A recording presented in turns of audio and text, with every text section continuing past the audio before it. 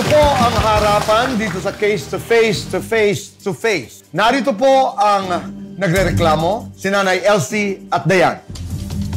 At ang inirereklamo naman ay si Rowena at Rodel. Kuya Alan? Naghalo na yung issue sa renta, aminin natin, nagka-personalan na rin ng konti. Fast forward tayo. So ano makakatanggap-tanggap sa inyo na outcome, Ate Elsie? Ang gusto ko na lang mangyari kasi sa tagal ho, mag-quits na lang kami. May utang, ako sa kanila, may utang siya sa akin, quits na lang ho. Kayo naman, pag binayaran kayo ng 120, tapos palugid na lang para umalis. Yes po. Okay. Paano yung gastos na dun sa tinayo nyo? Yun nga po kaya naging mas masalimuot eh. Kasi gusto nilang mangyari, iwan yung bahay doon, sa kanila yon. Tapos umalis kami, which is hindi ayaw ng mama ko, iiwan yun, bayaran ninyo. Doon lalong nagkagulo nung ayaw nilang bayaran yun kasi nga nalakihan sila. Pero para sa inyo, bayaran lang yung 120 tapos na. Tapos gigibain po namin yung bahay. Tapos lilipat na lang kayo? Yes po. Okay. Tanong po, ibebenta nyo yung lupa para rentahan? Hindi po, para sa anak ko lang yun. Sasabihin ko sana kasi kung ibebenta din at pareho naman yung presyo, baka magkaayos. Ito ang legal remedies nyo, ha? Pag nag-file sila ng ejectment, tatagal ng konti, pero eventually, lupa nila yon. Pero, kung talagang may utang sila sa inyo, mababayaran kayo. Pero kung may utang din kayo sa kanila, mapapaalis din kayo at ima-minus yung utang niya sa utang ninyo. Pero, gagastos kayo sa abogado. Kung ako naman po abogado niyo, Ate Elsie, ang sasabihin ko naman, unang-una, yun nga, kukuha ka ng abogado. Pag nag-file ka ng ejectment, hindi mabilis yun. Theoretically, summary proceedings, kaya theoretically, ibig sabihin, Kuya Boy, summary proceedings, hindi na yung may witness-witness, yung papel-papel. Affidavit nila, kung ano man ang ebidensya, ikakabit, titignan ng judge yan. Pero marami pa kasing proseso yan, kaya pwede rin tumagal yan. Kailangan nyo patunayan na yung utang is really 144,000. Kasi nga, magte-testimony din si Rodel na kubo yun, pinayagan yun. Maglalaban pa kayo sa korte noon. Ang mabilis is yung tinatawag na small claim court.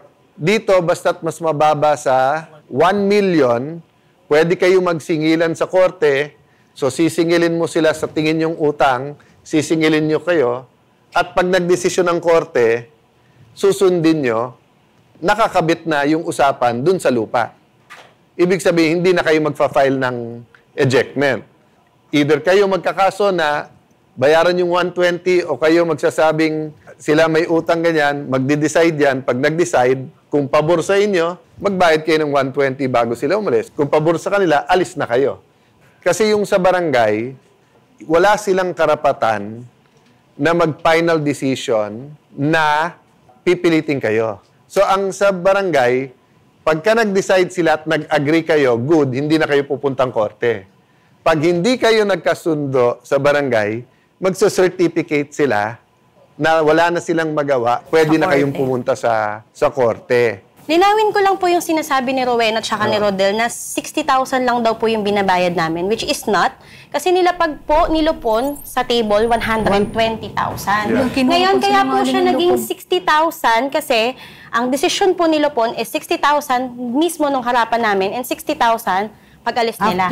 Kaya wala po itong pirma kasi pag-iisipan pa daw po nila. You can read. Yeah, kasi binawi nyo na yung offer. Kasi sila tatanggapin pa rin yung 120. Pero simula nun, binago nyo na eh. Sinabi nyo ha, hindi nyo tatanggapin magbayad ng 120 kasi may utang din sila ng 140 sa inyo. Kahit marisolba natin kung 60-120, hindi pa rin natin mariresolba. Kasi kahit sabihin nila, sige, tama kayo, 120. Ayaw nyo na ibayad yung 120, di ba? Kuya Alan, isang paglilinaw lang din siguro. Sa ilalim po ng civil code natin, hindi po natin pwedeng pilitin ang mga creditors, yung mga nagpautang, na magbayad yung mga nangutang na partial lang. So, decision yun ng nagpautang kung tatanggapin ba nila na installment yan or partial lang. Ang makaka-extinguish lang ng obligation, ibig sabihin, yung makakatapos lang ng utang nyo is kapag buong binayaran. Kung hindi nila tinanggap, ang dapat nyong ginawa, hinulog nyo yon sa kinonsign nyo sa korte. Eto korte, eto 120, ayaw nilang tanggapin. Okay. Kasi kung iniwan nyo sa korte, 60 lang, pwede na sabihin sa korte, kita nyo, 60 lang eh. may moral influence kasi yung barangay eh. Yes. So naniwala din sila sa barangay na pwedeng 60-60 and then tingin ko kaya in-advise nung barangay yon.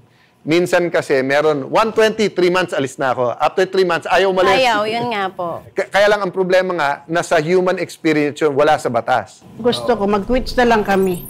Quits na lang. Or kasi natatawa sila, magbabayad po kaming 120, sige, ako pong Pero Good. yung natitira magbabayad kayo sa amin. Bakit hindi ka magbabayad? Wala nang libre tira. That's illegal squatting, Rodel. Nung una binabayad nila, sinasabi nila is 120. Pero nung hindi tinanggap ng ang nanay ko, ng kapatid ko, dahil half lang yung ibibigay nila, so hindi nagbayad. Ngayon, nakaisip sila ng paraan lately, naisip nila, si Rodel nakatira doon. Sabihin natin, illegal squatting siya. Kumputin natin kung magkano yung utang, ang pagtira niya doon, saka natin i-quits. Sir, pinabarangay po nila ako. Ang lumalabas lang lagi sa bibig nila is, magbayad ka ng utang mo na 140,000 mga ganon. O kaya sabi mo sa mga kapatid mo na quits tayo. Ang habol lang talaga nila is quits, yung utang. Sir Alan, excuse me po. Una pa lang, Rodel, nakita nung nanay ko yung bahay, sinita na kayo. Si Mang Ruben ang nagsabi sa kay mama na, andyan na yung bahay, Mars, uupa na lang siya. Alam mo magkano gusto niyong amount? 1,000 per month. Naggagalit nga ako, pumayag mama ko. Hindi pa rin kayo nagbayad, Rodel. Kailan yon? Kailan yun, ma? Okay, hindi mo nga maalala kasi wala. More or less lang, more or less. Di ba? Nakikita nung klase. Yung sinabi yung 1,000 na lang. Ano ka, huwag ka magpalit ng personalidad na sa TV ka. Was that 12 years ago or hindi naman? Kailan, ano bang year yun? eh. Nakalimutan ko ano. Basta sabi ko sa kanila, magbayad na lang sila. 2012 po siya tumira eh, Kaya ako 2012. binabanggit yon kasi kung from the start, malinaw yung usapan. Dito, eto renta. Yes po. Dito, ganyan. Here and here, hindi ako matatakot magsabi ng, Rodel, sorry, mali kayo. Pero ang problema, dinidispute nila eh. Ang sinasabi nga nila, alam nyo naman na may kubo, alam nyo may bahay, hindi naman nyo sila siningel, so later on nyo na lang siningel. Hindi po. In fact, di ba, kailan yung 120 sa barangay? At 2020 po. Oh. So as late as 2020, parang willing kayo, wag silang singilin at bayaran ng 120. Hindi po, magbabayad pa rin po sila. Magbabayad kami sa Magbabayad kanila. din sila? Yes, Di, sisingilin sinabihan ko po namin yung sila. nanay niya. Sinabihan ko Magbabayad nanay pa rin niya. Kasi hiwalay yung bahay na yon. Iwalay ko yung bahay na magulang sa kanya. Hindi namin sila sisingilin. Again, yung ganito, iikot lang tayo, Ayaw madadagdagan, lang kasi mababawasan talagang lang. magbayad eh. Pupunta to sa korte. Yes po. Unang-una, kahit sabihin ko sa inyo ngayon, pirmahan kayo, sumunod kayo sa akin. Unang-una, papayag ba kayo? Tingin ko, hindi. Pangalawa, kahit pumayag kayo, eto yung mga kaso na pag nag-decide akong tama po sila, bayad kayong 120, pupunta ka pa rin sa korte. Kayo naman, pag sinabi kong sandali lang, quits kayo, yung mga kapatid nyo naman hindi susunod kasi ang tingin nyo, mali ako doon. That's precisely why we have the courts. That's why nga, sa Pilipinas, walang jury system. Ang sistema natin, judge, kasi yung judge, naka-training yan at walang pakialam yan sa politika, sa sentimento, sa ano. Ang judge, naka-train yan, tingin pa lang, totoo sinasabi ni Elsie. Nagsisungaling si Elsie dito. Totoo yan sinabi, nasan yung papel? Sabi mo hindi, nasan yung papel? Duda ako sa papel, nasan si Lupon? Lupon, punta ka dito, ano Di ba? So, yun ang training ng judge. From where I sit right now, Kuya Boy, masyadong malayo para maghilahan sa aregluhan eh. Dito, quits. Dito may utang na 120. Ako po honestly, gusto ko po makipag-usap ng maayos. Pero yung attitude kasi nila, hindi ganun eh. Ngayon nga lang kitang-kita na eh. Tahimik kami sila, talagang gigil sila eh. Maraming beses na paulit-ulit na okay kami, pero sila talaga naghihiyaw, nagmumura. Sa akin po ano lang, bayaran ng 120, bigyan kami ng palugit, kakalimutan namin lahat ng ginawa nila.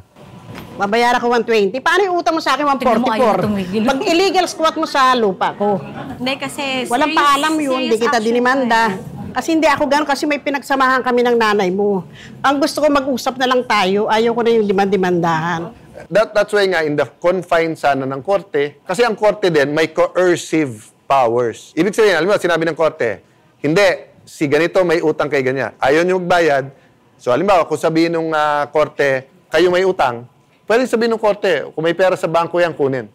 O pwede sabihin ng korte, paalisin na yan sa lupa. Baliktad.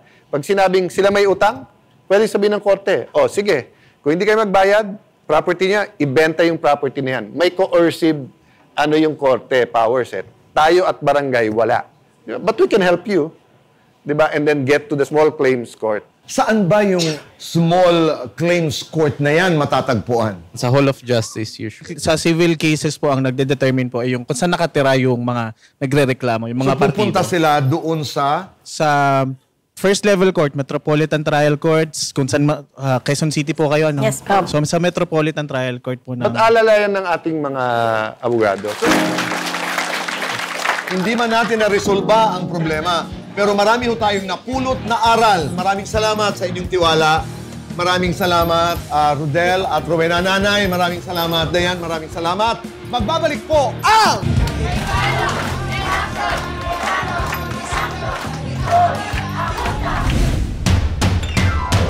Matapos magharap sa programa, sinamahan ng Cayetano in Action with Boy Abunda ang pamilya Bernal at pamilya Sapico sa lupon ng kanilang barangay para magkaroon ng bagong kasunduan. So far, may maliliit na problema, pero kayang ma-areglo at mapagkasundo. Malaking tulong din sa amin yun kasi para ma-finalize nga yung problema namin. Do ayaw nila na sumipot kami magkapatid, ginawa ko pa rin yun bilang panganay na anak para nga masettle na yung problema namin, na which is sana nga matapos na ngayon. Bagamat hindi pa rin ganap na naresolba ang alitan ng dalawang pamilya, nagkaroon naman sila ng bagong kasunduan tungkol sa bayaran. Ang pinayo ng kapatid niya, yung nasa CFA na 120,000, mag-meet na lang sa gitna. Na kung sakali naman, hanggang magkano? Baka hindi pumayag sa 60,000. O hanggang magkano ba ang kaya nyo? Naitanong naman. Pumayag naman na hanggang 70,000 daw.